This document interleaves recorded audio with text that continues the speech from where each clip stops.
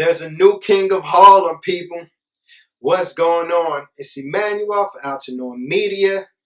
Now, please make sure to subscribe to the channel for all the latest reviews and original content. Make sure to ring that bell, please.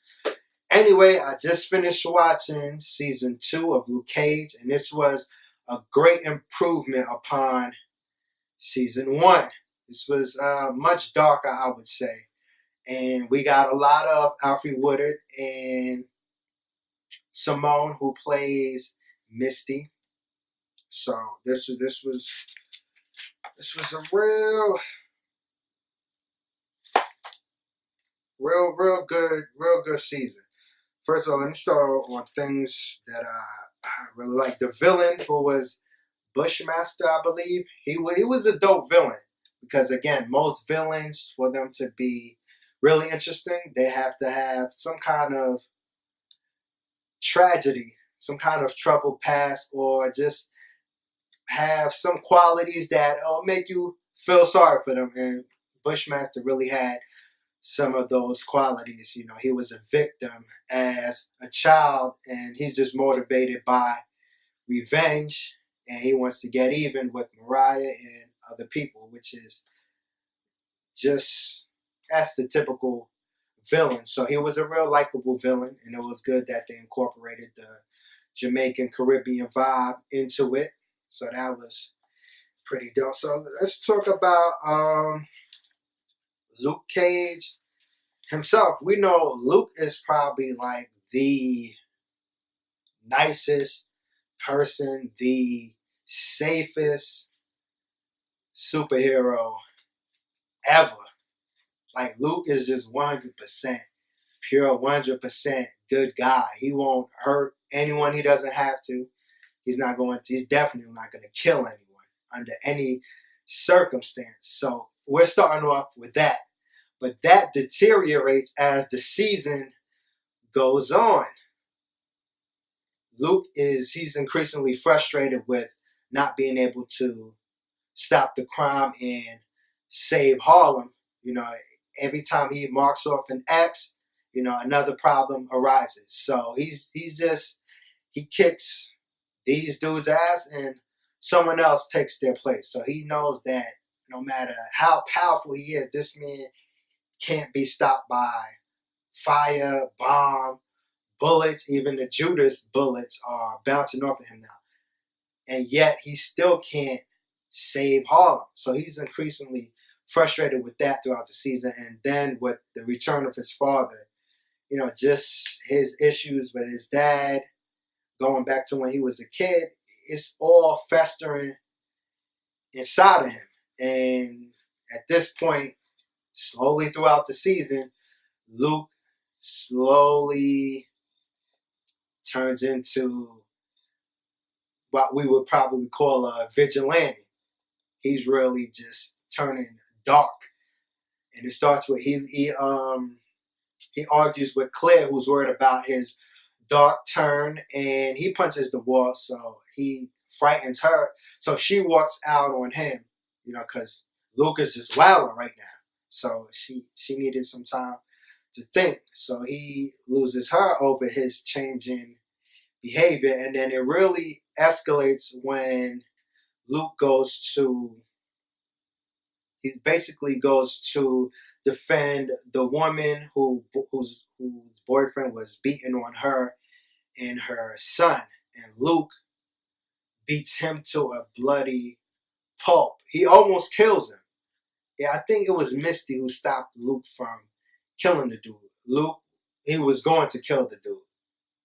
No question about it. And that's when, and originally Luke, he doesn't believe in killing people. So that is a huge point for him to just show how far he's fallen.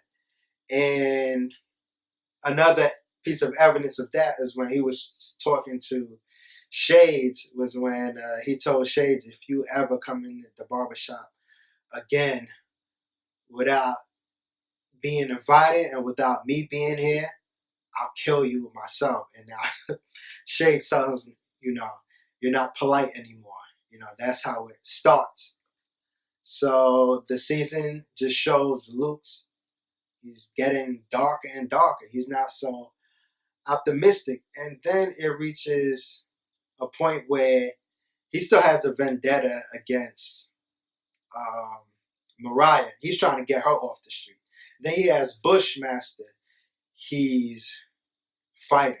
And even Bushmaster, he has an opportunity to kill him, but he doesn't. So we still see little pieces of Luke still there. But when he sees that he finally gets, Mariah is finally off of the streets, but then the crime just really picks up, like probably like doubles times 10. And Luke, one man alone, he can't stop all that crime. He's running back and forth, stopping this, and this is happening. And then the people on the street are criticizing him because the crime is still going on. He's supposed to be the hero of Harlem, and Harlem is going crazy, and he can't stop it. So that point, Luke realizes that he can't stop the crime. Even by removing Mariah, he can't stop the crime. But I guess he can control it. He can lower it by somehow playing ball. So he goes to visit, some of the other gangster families, and he brokers just a deal to shield Harlem from all of the crime, so to keep the crime out of Harlem, which is interesting because now Luke is telling, Harlem is what matters to me. I'm protecting Harlem. Whatever goes on in these other boroughs, that's their business. I'm worried about Harlem. Whatever goes on in any of the other parts of the city, that's their business. I'm worried about Harlem. And it's interesting that before, Luke he would never compromise in that way. He would try to remove all of the crime. He would try to physically, just fight it. But now he knows that you can't end the crime. You just gotta play ball. So now we see Luke turn from that pure hero to, he's like a politician or a president or a king. He's the king of Harlem. He went from the hero of Harlem to the king of Harlem. And Mariah leaves Harlem's paradise to him. So he takes it over. He stands over the entire club, surveying everything just like a king, just like Mariah did. And that's such an interesting turn for Luke, who is just pure. And now Misty notices the turn he's taking, so she tells him, I won't hesitate to take you down, if you get out of line. And even his boy who keeps filming everything, even he notices it. He notices that Luke is now like a king. He's no longer Harlem's hero. And he tells Luke that Pop's shop has always been Switzerland. It's always been neutral. So if Luke is now in the game, he can't be a part of Pop's shop anymore. He can come get a haircut. That's about it. But he can't be associated with the shop anymore. So just the same way that, what's his name? Cornelius, I think, the cousin. The same way that he would come to Pop's, get a haircut and just be out.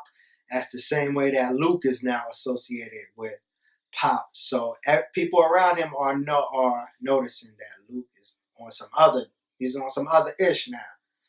So that's where we leave off in the season. And then when Claire comes to visit him, he tells Claire to go home. So now Luke is completely made a shift, and he's kind of enjoying himself. He's in a suit and everything. He has the crime families just in VIP chilling. He's just trying to keep the peace in a different way. And now I think Luke is now running things like a country, like a president. Like he's allowing certain necessary evils. He would never do that in season 1. Now he's allowing certain necessary evils, certain collateral damage in order to keep Harlem alive. And he even makes a reference, he wants to make Harlem great again, and his dude calls him, Luke Trump, I think, something like that. So that was a great way to end the season, a great way to progress Luke's character. Even though we lost Mariah, we also have her daughter. She didn't get the club, and she's kind of pissed off. And she has a little relationship with Bushmaster also. So it's going to be interesting to see where that turns. And now Misty got her metal arm. So she's, she got her increased strength. She got her swagger back. And she's really, rising up in the ranks of the police, of the NYPD. So it's going to be interesting to see her as lieutenant commissioner or whatever she rises up to against Luke Cage, formerly Harlem's hero. Now he's playing kind of the role of Mariah. So now we are seeing really that there's no such thing as the lines are actually blurred between hero and villain. We see that with Luke now. We see that a little with Misty when she tried to plant the evidence on the dude. We see that with Mariah. She has a lot of good qualities. She really loves Harlem, but, she has to do some evil also, to get hers. Bushmaster, the same thing.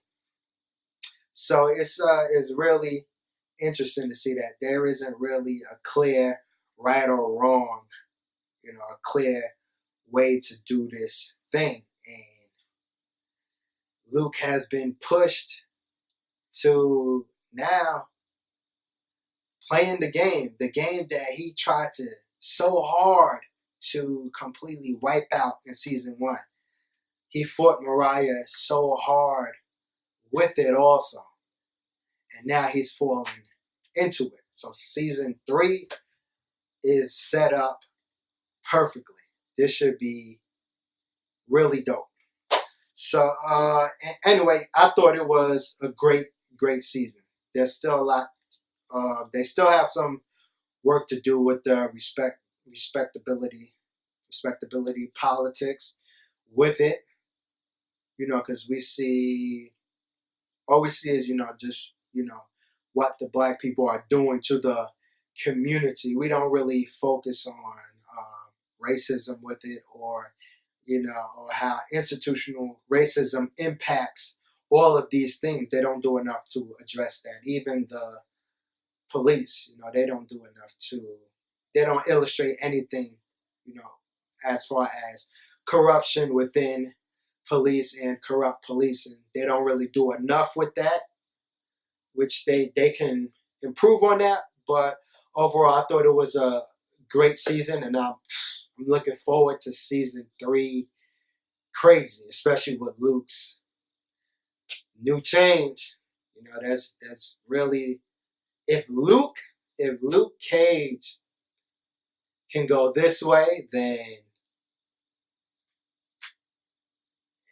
it's possible that anyone can go that way. And it really shows us that really the difference between a villain and a hero is just a superhero is just extra moral. A villain is closer to a normal person, but a superhero is has extra morality. They don't believe in revenge at all. They're not motivated by revenge at all.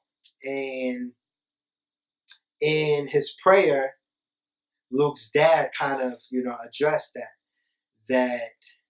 man's heart is, a man's heart is, I'm not sure exactly what he said, but something like, man, we are so capable of evil that with this power, it's easy for someone to turn. No man is 100%. You can turn easily, and it doesn't take much. And throughout the season, we saw that slowly with Luke Cage. So this was great season. Anyway, let me know what you thought about Luke Cage season 2. And once again, thanks for watching, and please make sure to subscribe to Altenor Media, ring that bell, like this video, share this video, and I'm Emmanuel. Peace.